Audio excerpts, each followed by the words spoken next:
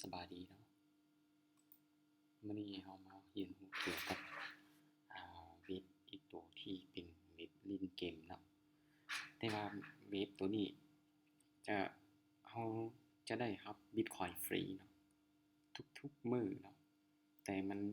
ยังมีจำกัดให้เราเนาะเพราะว่าของฟรีต้องมีจำกัดต่อมื้ออ่าเวลาที่เราคลิกเข้ามาในเว็บไซต์แล้วเรามาถึงเว็บไซต์แล้วมันจะเป็นจังซี่ที่จริงเนี่ยมันมาฮอดแล้วมันเป็นจังซี่นะ แล้วคลิกมาฮอดมันจะออกอยู่หน้านี้เฉยๆแล้วเราก็คลิกไปที่ว่า Play Now เนาะ Play Now อืมคนที่บ่เคยรู้นี่เข้ามานี่อาจจะคิดว่าเอ๊ะข้อยนี่ไปเล่นคาสิโนบ่นะแต่ว่าสำหรับข้าพเจ้าเรื่องคาสิโนก็แม่นมาก็มาเล่นคือกันแต่ว่าถ้าเราบ่เล่นเราก็มาเคลมเอาบิตคอยน์ฟรีไปนะแต่ว่า ตอนทำอิฐที่เราเข้ามานี่เรายังได้ตำแหน่งอยู่ที่ศูนย์เนาะแล้วเราอยากรู้เราเข้ามานี่ถ้าคนที่ยังบ่ทันมีบัญชีนะจุดนี้จะมีล็อกอินเนาะแล้วจะมี your account แล้วตอนนี้ข้าพเจ้ามีบัญชีล็อกอินเรียบร้อยแล้วเนาะตอนนี้ข้าพเจ้าเล่นเกมอยู่แต่ว่าข้าพเจ้าเคลมตัว Bitcoin ฟรีนั้นไปเล่นซื่อๆยังบ่ทันได้ฝากเงินเข้ามาแต่อีกบัญชีนึงที่ข้าพเจ้าเปิด2บัญชีไปอยู่ในคอมเครื่องเดียวกันแล้วเขาบล็อกไปแล้วเพราะว่าต้องเปิดเพียงบัญชีเดียวต่อ IP นึงหรือ IP คอมหรือ IP โทรศัพท์ก็ได้ก็แม่นเนาะแล้วจะแนะนำให้ทุกคนเปิดเพียงบัญชีเดียวเท่านั้นเพื่อให้เขาบ่บล็อกบัญชีเราเนาะข้าพเจ้าได้ฝากมาแล้วก็ถอนออกมันก็ไวเนาะเคยถอนแล้วหาก็ถอนแล้วก็บ่ยอมอีกอยากมาเคลมของฟรีแล้วเอาเครื่องตัวคอมตัวใหม่มาที่ยังบ่ทันไปลิงก์เว็บตัวนี้เลยเอามาเปิดอีกบัญชีใหม่อีกเวลาเราเข้ามาฮอดหน้านี้แล้วเราเข้าไปที่ Your Account แล้วถ้าเรายังบ่ทันมีบัญชีให้ทุกคนเข้าไปตั้งค่าอยู่ที่นี่เพื่อให้เวลาที่เราออกไปแล้วเพื่อให้ล็อกอินได้เนาะ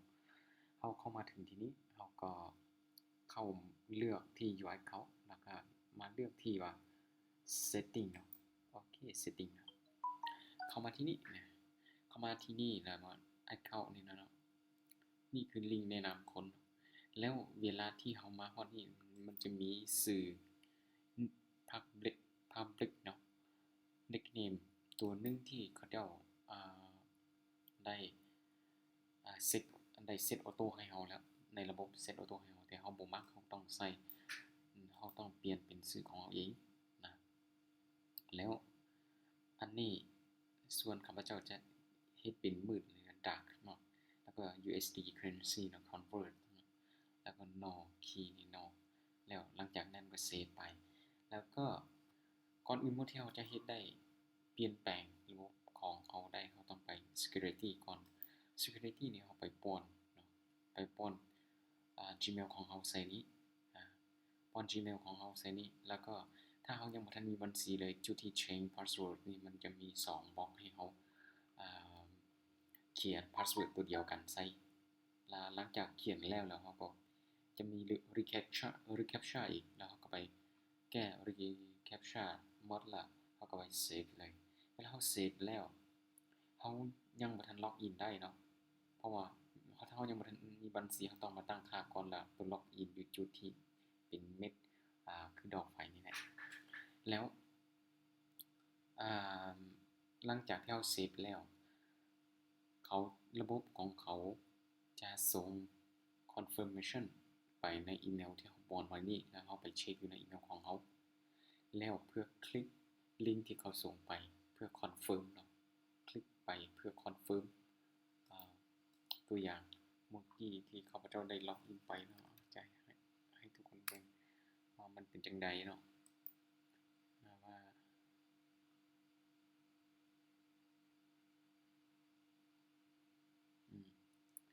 นี่คอนเฟิร์มคือตัวนี้เนาะตอนที่ข้าพเจ้าสมัครเขาจะเขาจะส่งลิงก์ตัวนี้เข้ามาเขาว่า confirm please confirm your email address by clicking on the following link นะเขาก็คลิกไปที่นี่เลยแต่ข้าพเจ้าคลิกหมด confirm หมดละเวลาที่เขาคลิกนี้หมดแล้วมัน complete successful เขาสามารถ ใส่อีเมลตัวนี้กับพาสเวิร์ดตัวที่เราตั้งนี่ไปล็อกอินคลิกเข้าไปบอนที่ล็อกอินตรงนี้นะได้เลยนะแล้วถ้าเวลาที่เรายืนยันหรือคอนเฟิร์มอีเมลแล้วก็จบเกมเขานะแล้วหลังจากนั้นเขาคลิกมาเขาอยากรู้ว่าคือว่ามีฟอลเซ็ตหรือว่ามีฟรีบิตคอยน์ให้เขาจะไปเคลมอยู่ไสนะแล้วเขาก็ไปเข้าที่นี่นะต้องเบิ่งวิดีโอนี้ให้จบท่านอาจจะเข้าใจลึกซึ้งเนาะเพราะว่าข้าพเจ้าตัวนี้ข้าพเจ้าก็รู้มานานแล้วประมาณ2 ปีก่อนๆแล้วแต่ว่าข้าพเจ้าตอนที่รู้นั้นยังบ่ทันรู้มาลิ้นตัวฟรีนี้มีแต่ลิ้นเกมนี่แหละลิ้น manual base กับ auto base เนาะแต่ว่าหลังจากนั้นมาแล้วก็เห็นเรื่องที่ว่าเคลมหลายแล้วข้าพเจ้ามีเวทที่ข้าพเจ้าเคลมฟรีมากินอยู่ตลอดถอนทุกอาทิตย์ถอนฟรีเลยแล้วก็ข้าพเจ้ากลับมาส่องเวทเก่าที่เป็นเวทลิ้นเกมนี้น่าจะมีมาส่องเวทนี้มันก็มีแท้นะแล้วเขาก็เข้ามานี่เขาเข้ามาเคลมบิตคอยฟรีคือเขาเข้ามารีวอร์ดรีวอร์ดคลิกเข้าที่นี่เนาะเวลาที่เขาคลิกเข้าที่นี่เนาะข้าพเจ้าฟอลเซ็ตนี่เนาะข้าพเจ้าคลิกนี่ข้างหนึ่งจะได้อยู่ที่50ซาโตชิต่อข้างแต่ละข้างนั้นจะใช้เวลาอยู่3นาที3นาทีคลิกข้างหนึ่ง3นาทีคลิกข้างหนึ่งเนาะแล้วเขาจะว่าจาก IP คอมเครื่องเดียวเครื่องหนึ่งเท่านั้นต้องใส่แล้วเลเวล0คือตอนนี้คือเลเวล0เราจะได้เพียง50ซาโตชิต่อ10ครั้งต่อมื้อเขาจะคลิมภายในเกือบชั่วโมงนึงก็จบเขาก็ได้ตัวนี้ข้าพเจ้าคลิมทั้งหมดเฮาบ่ลืมเก็บได้อยู่ที่500เนี่ย50ซาโตชิคูณกับ10เท่ากับ500ซาโตชิต่อมื้อเนาะถ้ายังมีตำแหน่ง0แล้วหลังจากนั้นถ้าเราอยากรู้ว่าแล้วถ้ามีตำแหน่ง0แล้วเหลือเลเวล0แล้วต้องมีเลเวล1ขึ้นไปฉะนั้นเราไปเบิ่งที่นี่นะไป Faucet Level อยู่นี่เงื่อนไขที่เฮ็ดให้เราสามารถเฮ็ดให้เราเพิ่มเลเวลของเรานี่เลเวลของเราเลเวลลักจริงๆนั้นที่บ่งบอกว่าเราเคลมได้เท่าไหร่คือตัวนี้เนาะแล้วมีถ้าเราอธิบายตัวนี้เราจึงเอามาไปอธิบายเงื่อนไขที่การได้รับการผ่านเราได้รับเลเวลแต่ละขั้นไปเนาะนี้เลเวล0ได้เคลมเพียง10ครั้งต่อ24ชั่วโมงเท่านั้นเอาเคลมบัตรภายใน1ชั่วโมงให้จบ10ครั้งก็ได้เนาะบ่จำกัดว่าเราต้องใช้เวลานานๆแป๊บเดียวแล้วถ้าเราผ่านเลเวลที่1เราได้รับเลเวลที่1แล้วเคลมครั้งหนึ่งจะได้อยู่360ซาโตชิแล้วก็จะได้เคลมอยู่12ครั้งต่อมื้อเนาะนะแล้ว12ครั้งต่อมื้อเฮามาบวกมันจะได้อยู่ที่ 4,000 ซาโตชิต่อมื้อได้ 0.4 ดอลลาร์เนาะเทียบกับราคา Bitcoin ปัจจุบันแล้วถ้าเราได้เลเวล2เอาจะได้เคลมอยู่17ครั้งเคลมครั้งละ420ซาโตชิเนาะต่อแบบต่อครั้งแล้วก็17ครั้งต่อมื้อแล้วเอาตัวนี้มาคูณอีกเท่าประมาณอยู่5หรือ6หันเนาะประมาณ8นั่นแหละ8หรือว่า6หัน 0.6 ดอลลาร์ต่อมื้อเนาะใกล้ๆซื้อบัตรได้แล้วตอนนี้แล้วเลเวลที่3เขาก็คูณตามจำนวนนี้ไปเลยแล้วจนถึงเลเวลที่35เนาะเลเวลที่35เลเวลที่ประมาณที่25ถึง35นี่โอ้มหาศาลเลยเงินถ้าเราได้ฮอดเลเวลนี้แหละเดือนหนึ่งเราเคลมเฉพาะใช้เวลาตัวนี้40นี่3นาที3นาทีเอา3นาทีมาคูณ40ได้กี่ครั้ง40ครั้งต่อนาที40ครั้งต่อ3นาทีเอา3นาทีมาคูณเบิ่งได้ ใช้เวลาจักชั่วโมงใช้เวลาจักนาทีประมาณอยู่ที่100เท่าไหร่120กว่านะประมาณนั้นประมาณ120กว่า123นาที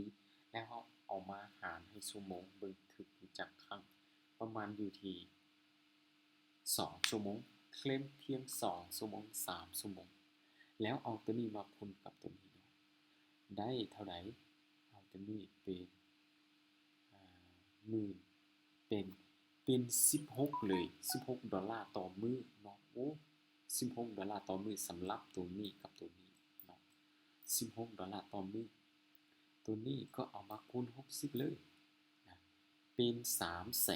300,000กีบต่อมื้อหรือว่าเท่ากับ$36ต่อมื้อเดือนหนึ่งจะเทียบเท่ากับว่า1,000กับ$200สหรัฐเนาะโอ้ได้หลายเลยมื้อหนึ่งเฮ็ดเวียกยังบ่เต็ม8ชั่วโมงก็ได้รวยอยู่แล้วเนาะอันนี้เว็บตัวนี้จะเป็นเว็บที่ให้การเคลมที่สูงที่สุดของโลกนะสำหรับ Bitcoin กับเหรียญอื่นๆแต่สำหรับข้าพเจ้ามักเคลม Bitcoin เนาะแล้วตอนนี้เฮามาเบิ่งว่าฉะนั้นข้าพเจ้าจะเฮ็ดแนวใดให้ได้รับแต่ละตำแหน่งตามลำดับไปเนาะสำหรับอยากรู้เนาะตัวนี้อาจจะบ่มีผลเท่าใดเนาะตัวที่ฝากของเพราะว่าข้าพเจ้าได้เขียนถามพวกเขาแล้วแต่ว่าคนที่สำหรับการลงทุนไปเล่นเกมการลงทุนเอาไปเล่นเกมเวลาที่เฮาไปเฮาเบสออโตเบสกับเบสหรือว่าเฮาเฮ็ดการทำการพนันไปเรื่อยๆตัวข้างที่ได้แล้วก็ข้างที่เสียรบกวนบวกรวมทั้งหมดได้กับเสียทั้งหมดถ้าไปได้อยู่ 0.5 แล้วเนาะเขาก็จะได้เนาะเขาก็จะได้ครับ1ตำแหน่ง1ตำแหน่งแล้วเอา1นี่มาใส่นี่แล้วก็บวก0ก็เท่า1แสดงว่าเขาผ่านแล้วได้ครับตำแหน่งที่1นี่ละแล้วถ้าเฮาแนะนำคนอีกคนก็เล่นคือกันเฮาได้รับค่าคอมมิชชั่นถึง 0.001 แล้วเฮาก็ผ่านอีก1ตำแหน่ง1บวก1เป็น2 1บวก1เป็น2ได้รับ2แล้วเพิ่มมานี้แล้วนะเฮาก็ได้เฮาก็ถึงตำแหน่งที่2แล้วเพิ่มขึ้นแล้วหลังจากนั้นถ้าภายในมื้อหรือว่าภายในเดือนถ้าเฮาช่วยเจ้าของเขียนข้อความสอนคนที่ยังบ่ทันรู้เขาถามหยังเขาก็ตอบถึงว่าเขาถามแต่เขาบ่ต้องตอบในทางที่บ่ดีเขาจะมัดเราประมาณเป็นชั่วโมงบ่เป็นนาทีบ่เป็นมื้อบ่ก็มีเนาะหรือบางครั้งเขาอาจจะตัดบัญชีเราก็มีนะเราก็ต้องเขียนแบบว่าลิ้นนำเขาเพราะว่าข้าพเจ้ามีประสบการณ์เรื่องนี้มาแล้วนะถ้าเขาข้อความที่เราเขียนไปนั้นมันฮอด800เมื่อใดเราก็เพิ่มอีก1แล้วเอามาบวกใส่ก็เป็น3เนาะเพิ่มตำแหน่งไปอยู่ตำแหน่งที่3แล้วถ้าเราเฮ็ดอันนี้ก็ผ่านนี่ก็ผ่านนี่ก็ผ่านหมดนี่ผ่านหมดเขาเอามาบวกทั้งหมดได้3635ตำแหน่งเนาะถ้าเราได้พวกนี้ข้าพเจ้าบ่เอาหลายดอกเพราะอยู่ลาวนี่นะเอาเงินเดือนนี่เราก็เอาประมาณอยู่ฮอดตำแหน่งที่10ก็พอละเงินเดือนก็ประมาณ3-4ล้านต่อเดือนนะเพราะว่าอันนี้มันมั่นคงเลยตัวนี้มั่นคงบ่คือพวกเว็บให้เปอร์เซ็นต์เนี่ยเราฝากไปแล้วเราบ่รู้ว่าเขาจะบินมื้อใดเนาะตัวนี้มันเหมือนกับโฮมคาสิโนที่อยู่ทุกมื้อทุกปีทุกวันเพราะว่าเว็บนี้ข้าพเจ้าเล่นมานานแล้วนะโอเคแล้วก็ถ้าเวลาที่เขาเอาประมาณอยู่3เดือนให้เขาหรือว่าบ่ฮอด3เดือน1เดือน1อาทิตย์ก็อย่าเราเขียนข้อความนั่นเขียนข้อความอยู่บล็อกใดอยู่นี่นี่แต่เราเขียนหลายเราก็ได้รับอีกนะเขายัง เอาเหรียญให้เขาทุกครั้งเนาะเวลาที่เขาเขียนลายแต่ข้าพเจ้าบ่ได้ข้าพเจ้าเขาก็มาเขียน hello anyone เนาะเขาก็เขียนได้อันเดียวบ่ได้แต่ตอนนี้แต่ข้าพเจ้าเมื่อกี้ข้าพเจ้าก็ได้ครับอยู่แล้วกลับมาเบิ่งเพียงง่ายๆเนาะถ้าคนที่บ่มีทุนเขาก็เพียงแต่ว่าต้องรู้ภาษาอังกฤษเพราะว่าเขาจะเล่นใช้ภาษาอังกฤษส่วนใหญ่นะครับเขียนข้อความนำเขาเจ้านี้เวลาที่เขาฮอดถึงยอดนี่เขาก็ได้ครับเขาก็ได้รับตำแหน่งไปตามตัวนี้ถึงว่าตัวนี้เขาบ่ได้ฝากก็อย่าเขาแนะนำบ่ได้คนก็อย่าแต่อาศัยตัวนี้อาศัยตัวนี้แต่เขาต้องมีจรรยาบรรณในเรื่องการเขียนให้มันสอดคล้องแล้วก็ถูกต้องแล้วก็อีกอย่างหนึ่งบ่ต้องไปเฮ็ดผิดกฎอยู่ในนี้บ่ต้องโพสต์ลิงก์เข้านี่เขาจะมัดเขาจะบล็อกเราก็มีเนาะอันนี้นะแล้วนี่คือคำแนะนำคำเตือนให้เขาก็ว่าได้เนาะแต่ละเลเวลนี่มันจะไปตามข้าพเจ้าเว้านี่แหละนี่คือ7เอา7นี่มาคูณกับ1 2 3 4เนาะ5เวลาที่เฮาบัญชีเฮาฮอดเดือนนะเฮาก็ได้ตัวนี้อีกเนาะเขาตัวนี้จะติ๊กเป็นเท่าไหร่เป็นติ๊กเป็นสีเป็นสีเขียวไม้ติ๊กใส่เขาก็ได้เนาะเขาก็ได้อีก1เลเวลอันนี้คือจุดดีของเว็บนี่เนาะแต่จุดเสียคือกฎของเขาอยากเข่งหลายเนาะเขาต้องเป็นคนที่ว่าบ่ต้องเฮ็ดโลเลเนาะเขาเฮ็ดโลเลมานี่เขาบ่ผ่านเรื่องการบล็อกของเขาเลยเนาะสำหรับข้าพเจ้านี่บ่ต้องการหลายเนาะเอาตำแหน่ง10นี่ก็ได้ละ10นี่เอามาคูณกับตัวนี้มื้อหนึ่งเอาจากอยู่ที่เอา$3มื้อหนึ่งเอา$3ก็พอเพราะว่ามันก็สามารถเฮ็ดให้เขามีอ่ามีมีเงินกินเข้าไปมาทุกมื้อแล้วตัวนี้พอซื้อน้ำมันรถพอเซาห้องนะแต่ที่จริงแล้วเขาก็อยากได้หลายเนาะเขาก็อยากได้ไปทั้งหมดฟรีเลยแต่ว่าทั้งหมดนี่เขาต้องมีทุนเพื่อไปส่วนเขาจึงได้พวกตำแหน่งนี้ต่อไปแล้วข้าพเจ้ามีแต่แนะนำให้สำนึกนี่คือประวัติที่ข้าพเจ้าเทรนมื้อนี้10ครั้งมื้อนี้10ครั้งก็จบแล้วเบิ่งตัวนี้คือข้าพเจ้าได้ครับเหรียญฟรีข้าพเจ้าเขียนข้อความหลายก็ได้ครับเขียนตอบพวกเขานี่นะตอบไปเวลาที่มีการแจกหลายเนาะเขาก็โยนมาให้เขาเหรียญนะเขาก็ได้ฟรีสำหรับมื้อนี้เลยได้ครับอยู่3ครั้งแต่สำหรับมื้อนี้อีกข้าพเจ้าก็อ่าอย่างข้าพเจ้าคลิกไปที่สื่อนี่ข้าพเจ้าก็ได้เขียนข้อความไปละอยู่ที่50ครั้งนะ50ครั้งถ้า50ครั้งนี่แม่นอยู่ตำแหน่งส่วน50ครั้งคือว่า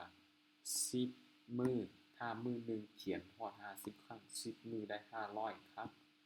500ข้อความแล้วประมาณอยู่15หรือ20มื้อเขาก็ได้อีก1ตำแหน่งเพราะมันไกล800ข้อความแล้วนะมันเป็นจั่งซั้นแหละแล้วก็ข้าพเจ้าพบทุกคนเพียงเท่านี้เนาะแล้วขอให้ทุกคนที่มาเล่นนี่ขอให้เพิ่มขึ้นตำแหน่งเรื่อยๆร่ำรวยจากการเทรดฟรีกินฟรีของฟรีที่กำลังมีในโลกเนาะโอเคขอขอบใจ